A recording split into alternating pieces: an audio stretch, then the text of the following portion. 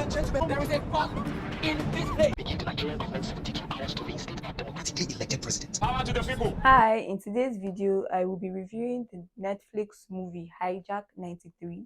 So this movie is a historical drama in which four Nigerian men, in an attempt to dismantle the military government, hijack an airplane, leveraging passengers on board in the name of social change. So basically, this movie is a fictional story, but it is based on the October 25th 1993 hijacking of Nigerian Airways. So the movie was directed by Robert Peters, written by Musa, Jeffery, David, produced by Native Media TV and Play Network Studios. You can watch this on Netflix.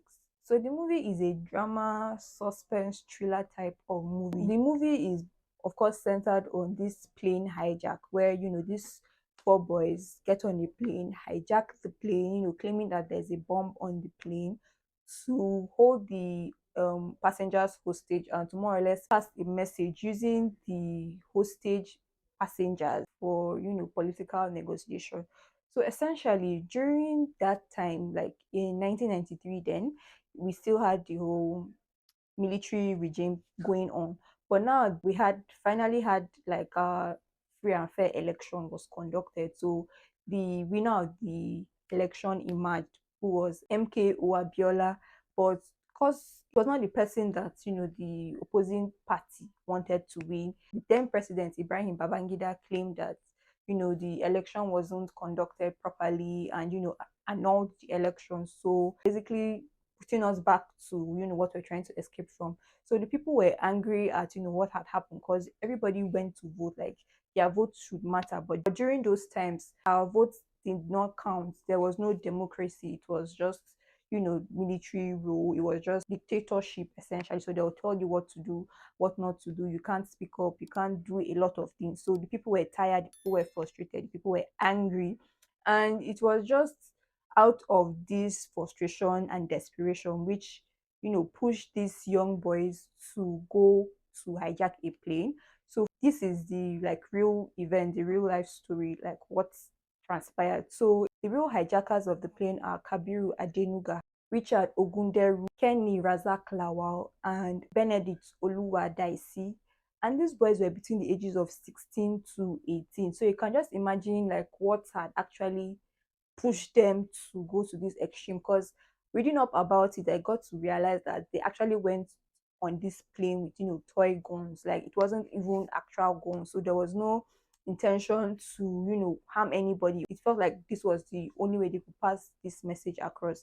And they got to find out that important officials, important people were on that plane. So the only way for them to negotiate with the government, thinking okay the government will give them what they want, is if they do this. They took extreme measures that time. Like it was really, really chaotic in those days. Only God knows how people survived. So yeah, so now for the movie, now the actors in this movie, let me first start off with the four hijack guys. So we have Owiwi, whose character was also called Ben. He was played by Alison Emmanuel. So Ben was a bit too much. He was always in your face. He was aggressive. He was angry. He was frustrated, and he really, really acted that character very well. Because his character at a point would get really annoying to you, but all in all, the guy Sha acted his role very, very well. I think that was how his character was supposed to be. Then the second person would be the character Eruku, was also called Kayode. He was played by Adam Garuba. You won't even feel like he's a hijack person. Like, he was very chill, very low key. He was even, forming a bond with some girl on the plane. They were all, doing it for a common goal. And he did his own thing. I feel he was more level-headed, more chill. Another character would be the character Iku, who was also called Dayo in this movie. He was played by Akinsola Oluwaseyi. He had this anger, he had this character of he had been through hell and back. And also watching the movie, you also get to see his story in regards to how he had lost somebody, and there was even no way for him to say he wants to get justice. Which courts would he go to, like who would listen to him and everything. So he was just fed up with the state of the country, and he was trying to pass a message across. And the last guy in the group would be the character Skipper. So I think he was the leader in the group. He was also called Omar, and he was played by Nnamdi Agbor. So Skipper, we also get to see, his own side, like what happened with him, him losing his mom and everything. Like basically, everybody had different reasons for getting on that plane. Everybody had different reasons for wanting a change in government. So they also had a teacher or somebody that more or less was mentoring them, or like to achieve this common goal. The four hijack guys did so well. Other actors you get to see in this movie: Ada, who was Sharon Ooja, she was one of the air hostesses, alongside Jemima, who played Temitope, alongside Nancy Isime, who played Iyabo. We also have Idia Aisen, who played Essay. Then the captain of the plane, there were Captain Odeon, who was played by Efa Iwara, alongside Captain Ambrose, who was played by John Dumelo. So I think I've covered the crew members. They did okay. There was nothing spectacular about their performance in this movie.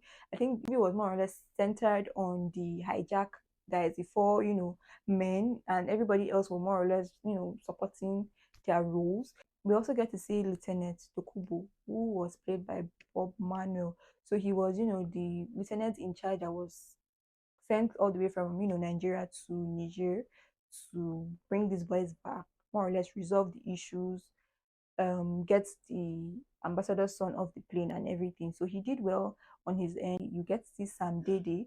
So he was the teacher, he was the mentor, was the one guiding these boys for this movement, this change that they were trying to make. Also get to see Nwosu, who was, I think she was a reverend sister on the plane. Also get to see Yakubu Mohammed and some other familiar faces. During the movie, we'll get to see from the hijackers mind, or from their perspective, and also from the passengers perspective. So get to see the interplay of fear, of desperation and hope. Of course they were scared with all that was going on, that they may not make it out of this alive.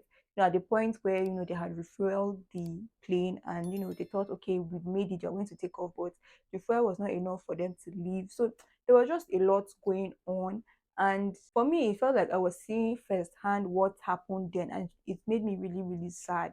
What it was like for these people back then, and what the hijackers must have felt, the passengers on board must have felt, and what it was that pushed these guys to take this bold step. Because actually, these boys went they went on this plane with toy guns. Like the real guys went on the plane with toy guns. Like they didn't have any intention of inflicting harm on anybody. And like they were so young, 16 to 18. Like what do they know? Sure, you get. They were just, everybody was fed up. Like everybody was tired. Everybody was done. It was like they were just asking for like basic necessities that should be available to everybody and anybody. And also that step that they took, that mark that they made, was also something that now opened up Nigeria. Like people could see what was going on, people could see the corruption, people could see the inequality, people could see the injustice that was going on. And even in today's world, like back then we were fighting end of military rule and we want democracy. Now that we have the democracy, we are now fighting another battle, like another common enemy. Because the common denominator between then and now is that we the masses were not happy, like we're not being treated equally, things are not being done fairly, we don't get the justice that we deserve. We see people protesting, we see people fighting for their rights, trying to seek justice. And like we still have the rich getting richer and the poor getting poorer. We're still fighting, bad governments. We're still fighting inequality. We're still fighting oppression. Like it's just crazy. So this movie sparks that conversation again. It makes us see like how desperation, frustration can push somebody, like you would damn the consequences of whatever your actions would be, just to make sure you pass your message across. Because regardless, what those boys did was wrong, but we're still talking about them today. There's no way you watch this movie and you won't be curious as to, oh, what happened to these guys. There's no way you watch this movie and you will not think about what is going on in today's society. There's no way you watch this movie and you would not be curious to see what must have pushed these guys to take this bold step. I enjoyed the movie because it was basically seeing, a bit of the history of Nigeria that I've heard about. I wasn't even born when this hijack happened, so it was just so crazy, like living in those days, in those times. But we thank God for where we are. thank God for where God is taking us as a country. This movie is not a feel good, sit back, relax, enjoy kind of movie. This movie will get your feelings up. It will make you angry, make you curious. It will make you wonder, like, how long are we going to keep fighting the same fight? It was interesting, and I think it's the first Nigerian plane hijack movie. Watching the movie, you feel like one of the crew members would be working with the hijackers. And yes, one of them was, but it was not who I thought it was. Surprisingly, I was like, when I found out it was like, oh, it makes sense. Have you seen the movie Hijack 93? What did you think about it? Would I recommend the movie? Yes, I recommend it for anybody that is Nigerian and anybody that is curious to see the movie. Go check it out. If you like this video, please smash the like button. If you're new to my channel, please subscribe. Check out my other videos. I would link them. Thank you so much for watching, and I'll see you in my next video. Bye.